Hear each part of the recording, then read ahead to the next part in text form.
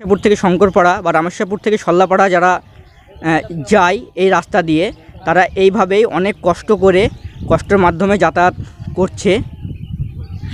তো এই জিনিসটা সরকারের যেসব কর্মকর্তা যারা আছেন দ্রুত এই বিষয়টা একটু দেখা দরকার। এই রাস্তাটা যেন দ্রুত সংস্কার হয়, সে ব্যাপারে আমি একটু আর্জি বা অনুরোধ জানাচ্ছি।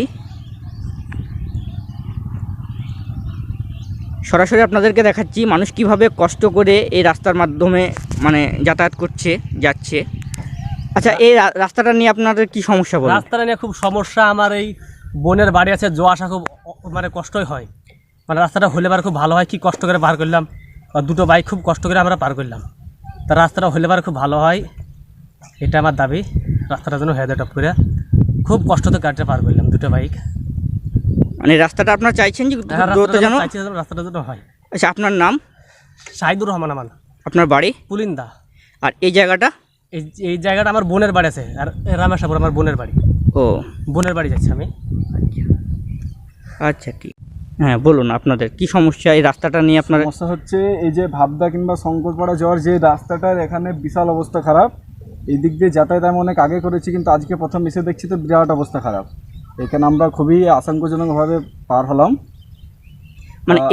এই রাস্তাটা কি রেগুলার যাতায়াত করেন না আজকে প্রথম আসলেন? আমার তো অনেক কদিন আসা হলো, রেগুলার বর্ষা হয়ে আজকেই প্রথম আসলাম। ও, আপনি জানতেন না যে রাস্তাটার এই হাল, তাই তো? না, জানতামই না রাস্তাটা যে এই হাল। ওই দিকটা যেমন ভালো আছে, এই দিকটা এরকম হওয়ার কথা, কিন্তু এটা খুবই খারাপ রাস্তা হয়েছে। তা সরকারকে বলবো যাতে রাস্তাটার খুবই মেরামতের কাজ করা হয়, সেটার জন্য আমি সরকারকে জানাবো। ও, আপনার নাম? আমার নাম শেরফুল শেখ। আপনার বাড়ি? বাড়ি হচ্ছে বেলডাঙ্গা। ও, আপনি এমনিতে কোথায় যাবেন? আমি ইয়াতে যাব, রামেশ্বরপুর যাব। রামেশ্বরপুর যাবেন, ঠিক। রাস্তা তো নয়, দেখে যেন মনে হচ্ছে একটি বর্ষায় ধানের ক্ষেত কিংবা একটি বড় জলাশয়। এটি একটি রাস্তা, এটি রামেশ্বরপুর থেকে সল্লাপাড়া যাওয়ার মাঠের একটি রাস্তা, মেন রাস্তা।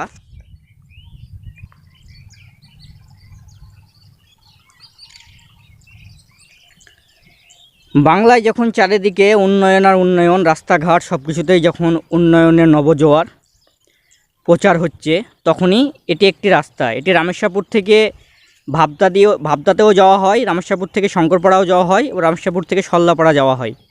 মূলত এটি রামেশ্বরপুর থেকে সল্লাপাড়ার একটি সিধা রাস্তা। তা থেকে বাইপাস ভাগ হয়ে ভাবদা শঙ্করপাড়া যাওয়া হয়। পুরো রাস্তাটির বেহাল দশা দেখতেই পাচ্ছেন, রাস্তাটির কেমন দশা, কি অবস্থা। এটি মাঠের রাস্তা। মানুষ যখন এই রাস্তা দিয়ে যায়, মূলত এই পগার দিয়েই যায়। এটি পুকুরের পাশে গার্ডওয়ালের উপর দিয়েই ছোট বাচ্চা থেকে শুরু করে বড় সবাই এই গার্ডওয়ালের উপর দিয়ে যায়। এটাতে অনেক বিপদ যাওয়ার জন্য, অনেক বিপদকে তারা সামনে নিয়ে অপেক্ষা করেই এই গার্ডওয়ালের উপর দিয়ে হেঁটে যায়। কারণ মেন রাস্তা দিয়ে যাওয়ার কোনো অবস্থাই নেই, এত খারাপ। এই রাস্তাটির মাঝে কিছুটা অংশ পিচের রাস্তা হলেও দুই মাথায় পুরোটাই পড়ে আছে মাটির রাস্তা। আর এইভাবেই বর্ষার টাইম, এইভাবেই কাদা, এইভাবেই বেহাল দশা। এই রাস্তাটা নিয়ে জানি না আমাদের এখানকার রাস্তাটা নিয়ে যারা ক্ষমতায় আছেন, এমএলএ সাহেব, এমপি সাহেব বা গ্রাম প্রধান যারাই আছেন, তারা এই রাস্তাটা নিয়ে কি ভেবেছেন, কতটুকু ভেবেছেন। তবে তাদের কাছেই আমার আর্জি, এই রাস্তাটা নিয়ে যেন একটু চিন্তাভাবনা করেন। এই রাস্তাটা যেন দ্রুত সংস্কার করা হয় এবং এই রাস্তাটা নিয়ে একটু কোনো রকমের ব্যবস্থা করেন, তার দাবি আমি জানাচ্ছি এই ভিডিওটার মাধ্যমে।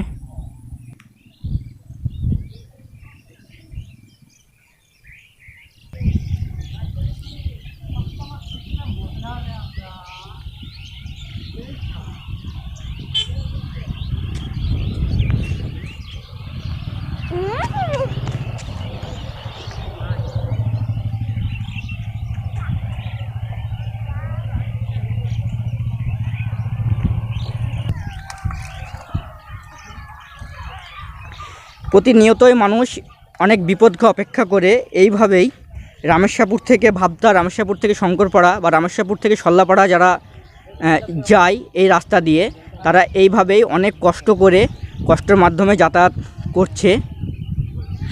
তো এই জিনিসটা সরকারের যেসব কর্মকর্তা যারা আছেন দ্রুত এই বিষয়টা একটু দেখা দরকার, এই রাস্তাটা যেন দ্রুত সংস্কার হয় সে ব্যাপারে আমি একটু আর্জি বা অনুরোধ জানাচ্ছি।